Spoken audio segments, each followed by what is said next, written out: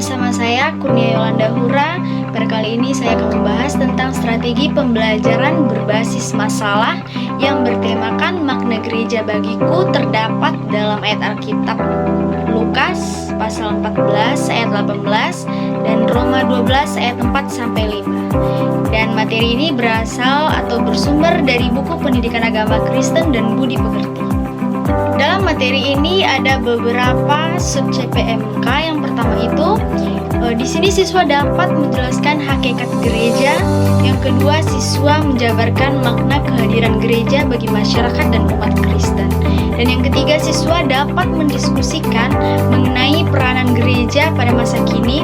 Dan yang keempat, siswa dapat membuat karya yang berkaitan dengan gereja masa kini.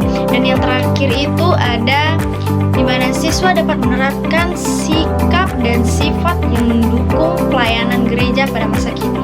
Nah, dalam pembelajaran pada kali ini saya akan menggunakan metode discovery learning dan metode kooperatif, di mana nanti saya akan menjelaskan di dalam proses pembelajaran saya akan menjelaskan tentang apa itu hakikat gereja, dan setelah itu saya akan melanjutkan dengan kegiatan diskusi antar kelompok yang akan dibagikan menjadi beberapa orang siswa.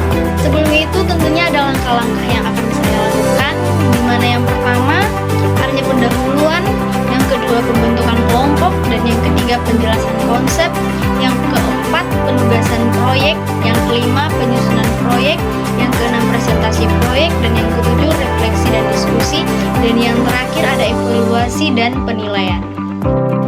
Nah, sebelum kelas saya mulai, tentunya saya akan membukanya dengan salam dan membuka kelas juga dengan doa. Saya akan memilih salah satu siswa untuk membuka doa. Di sini saya akan membahas tentang pendahuluan, di mana saya akan mengambil waktu selama 10 menit. Di mana sini saya akan menjelaskan tentang betapa pentingnya memahami makna gereja dalam kehidupan sehari-hari, dan saya juga menjelaskan di sini apa saja peran gereja dalam masyarakat dan kehidupan umat Kristen. Di sini tentunya saya juga akan melanjutkan kegiatan tentang pembentukan kelompok. Di sini saya akan membagi waktu dengan 10 menit, dan di sini saya akan membagi siswa ke dalam beberapa kelompok kecil untuk kolaborasi dalam proses pembelajaran.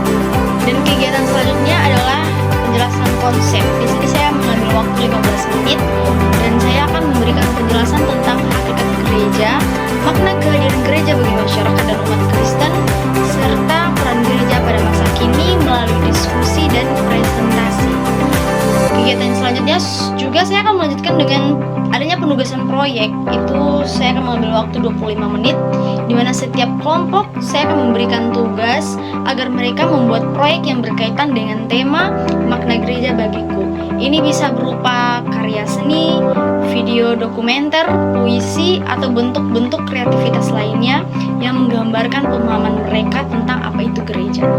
Kemudian ada kegiatan penyusunan proyek. Ini saya mengambil waktu sekitar 20 menit, di mana di sini siswa akan bekerja kelompok untuk merencanakan dan membuat serta menyusun proyek mereka. Di mana di sini mereka dapat melakukan riset tambahan dan berdiskusi dalam kelompok untuk mendapatkan perspektif yang lebih luas. Dengan kegiatan selanjutnya itu saya akan melakukan kegiatan presentasi proyek, di mana setiap kelompok akan menyajikan proyek mereka di depan kelas. Mereka akan mempresentasikan ini, di mana ini akan memungkinkan siswa untuk berbagi pemahaman mereka tentang makna gereja dan peran gereja pada masa kini, serta mereka akan menerima umpan balik dari teman-teman mereka. Selanjutnya ada refleksi dan diskusi. Di sini saya akan mengambil waktu 10 menit.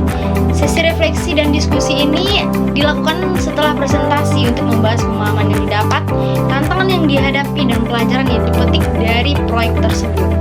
Dan yang terakhir ada evaluasi dan penilaian, di mana di sini saya akan mengevaluasi pemahaman siswa melalui presentasi proyek, melalui partisipasi dalam diskusi, dan kualitas hasil proyek yang